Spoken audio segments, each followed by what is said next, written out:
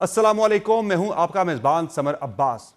ناظرین، یوم عاشور یعنی 10 محرم سن 61 ہجری کو دین اسلام کو بہت بڑا چیلنج درپیش تھا۔ دین اسلام کی شکل بگاڑی جا رہی تھی۔ یزید دین اسلام کا حلیہ بگاڑنا چاہتا تھا، لیکن اس وقت نواسۂ رسول امام حسین علیہ السلام نے اپنا سب کچھ قربان کر کے اسلام کو بچا لیا۔ آج جب ہم 21ویں صدی میں بیٹھے ہیں تو آج دین اسلام کو پھر سے بہت سے چیلنجز کا سامنا ہے۔ ایک چیلنج وہ ہے جو دین اسلام کو اندر سے درپیش ہے، یعنی اسلام کا نام لے کر دہشت گردی کی جاتی ہے، اسلام کا نام لے کر انتہا پسندی پھیلائی جاتی ہے۔ لیکن اسلام امن کا دین ہے، اسلام انسانیت کا دین ہے، دنیا کا سب سے پرامن ترین مذہب اسلام، لیکن اسلام کو جو جوڑ دیا گیا ہے دنیا کے اندر وہ انتہا پسندی اور دہشت گردی کے ساتھ جوڑ دیا گیا ہے۔ اس میں ہمارے اپنے لوگوں کا، مسلمانوں کا کتنا قصور ہے، اور دوسرا وہ سازشیں اسلام کے خلاف جو کہ باہر سے ہو رہی ہیں، یعنی یہود و نصارہ کی سازشیں۔ ریسنٹلی آپ نے جو سازش دیکھی، صہیونی سازش، جس میں کئی مسلم ممالک اس کا نشانہ بنے۔ پہلے اس کا نشانہ بنا شام، پھر یہ لبنان اس کا نشانہ بنا، اس کے بعد پھر فلسطین اس کا نشانہ بنا۔ غزہ کے اندر آپ نے دیکھا کہ ہزاروں بے گناہ فلسطینیوں کو موت کے گھاٹ اتار دیا گیا بڑی بے دردی کے ساتھ۔ پھر ایران اس کا نشانہ بنا موسٹ ریسنٹلی۔ ایران کے بعد اگلا نمبر کس کا ہو سکتا ہے؟ اور ان تمام چیلنجز کو دیکھتے ہوئے امت مسلمہ کیوں خاموش ہے؟ آیا امت مسلمہ کو اس بڑے چیلنج کا جو کہ دین اسلام کو لاحق ہے، جو امت مسلمہ کو لاحق ہے، اس کا ادراک نہیں ہے، یا ہماری امت مسلمہ مصلحتوں کا شکار ہے؟ اور اس سارے چیلنج کا مقابلہ کیسے ہو سکتا ہے، اسی پر آج کی پروگرام میں ہم بات کریں گے۔ پروگرام میں ہمارے ساتھ موجود ہیں جناب انیک احمد صاحب، مذہبی اسکالر ہیں، سابق وفاقی وزیر برائے مذہبی امور بھی رہ چکے ہیں، اور ہمارے ساتھ موجود ہیں علامہ امین شہیدی صاحب، عالم دین ہیں۔ پروگرام میں ہمیں جوائن کر رہے ہیں علامہ راغب نعیمی صاحب، عالم دین ہیں، چیئرمین ہیں اسلامی نظریاتی کونسل کے۔ بہت شکریہ انیک احمد صاحب آپ کا، آپ نے پروگرام میں جوائن کیا۔ علامہ امین شہید صاحب آپ کا شکریہ، علامہ راغب نعیمی صاحب آپ کا بھی شکریہ، آپ نے پروگرام میں جوائن کیا۔ انیک احمد صاحب، جب واقعہ کربلا رونما ہوا 61 ہجری میں، اس وقت دین اسلام کو بہت بڑا خطرہ لاحق تھا یزید کی جانب سے۔ یزید دین اسلام کی شکل بگاڑنا چاہتا تھا، یزید دین اسلام کا حلیہ بگاڑنا چاہتا تھا، اور اس وقت دین کو بچا لیا۔ نواسۂ رسول نے اپنا سب کچھ قربان کر کے، اپنی جان قربان کر کے، اپنے اہل و عیال کی قربانیاں دے کر۔ بتائیے گا اس وقت کیا چیلنجز تھے، اس پہ ذرا ہم ڈیٹیل بات کرنا چاہ رہے ہیں، آپ کی رائے لینا چاہ رہے ہیں کہ کیا کیا چیلنجز تھے کہ جس کے لیے نواسۂ رسول کو کھڑا ہونا پڑا؟ جی، بسم اللہ الرحمن الرحیم۔ 61 ہجری نواسۂ رسول کریم صلی اللہ علیہ وآلہ وسلم سے بیعت طلب کی گئی، اور بیعت طلب کرنے والا کون؟ ایک فاسق فاجر جو حاکم وقت بنا دیا گیا، جس نے حلال خدا کو حرام خدا اور حرام خدا کو حلال خدا بنانے پر ایک اپنی کمر باندھی ہوئی تھی۔ تو عوام الناس نے، یقیناً ایک حاکم وقت کی ایک دہشت ہوتی ہے، اس کے ظلم سے بچنا ہوتا ہے، لوگوں نے اس کی بیعت کر لی۔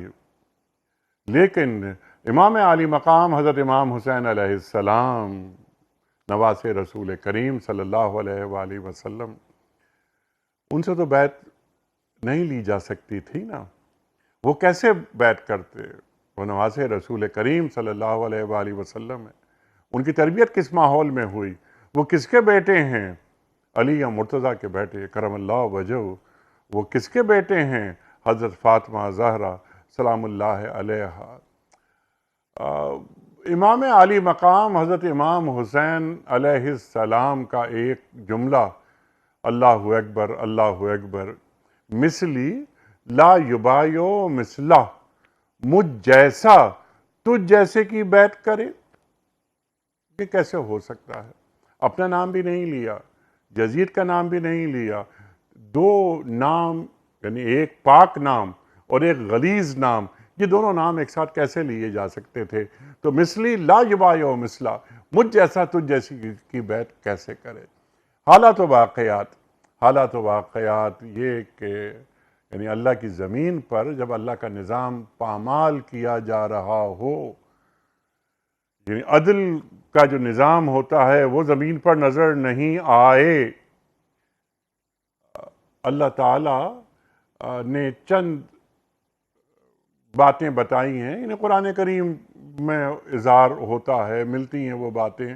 اقبال فرماتے ہیں نا کہ رمز قرآن از حسین آموختیم، کہ میں نے قرآن کریم کے رموز امام عالی مقام حضرت امام حسین علیہ السلام سے سیکھے۔ تو وہ رموز جو قرآن کے رموز ہیں ان کو سیکھنا ہوتا ہے تو امام حسین علیہ السلام کی جانب دیکھنا پڑتا ہے۔ یہ عدل کی بات میں نے آپ کی خدمت میں عرض کی۔ بندگی کے اوصاف قرآن کریم سکھاتا ہے۔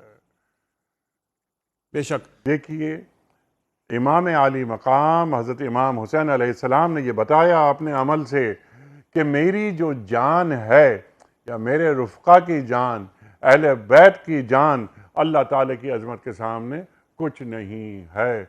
یہ ہے وہ نکتہ، یہ ہے وہ نکتہ جو امام عالی مقام امام حسین علیہ السلام ہمیں تعلیم کرتے ہیں اپنے کردار سے، اور سیرت امام عالی مقام سے ہمیں یہ پیغام ملتا ہے۔ یہ اقتدار یہ اللہ کی امانت ہوتی ہے۔ بالکل اقتدار کسی کی ذاتی جاگیر نہیں ہوتی۔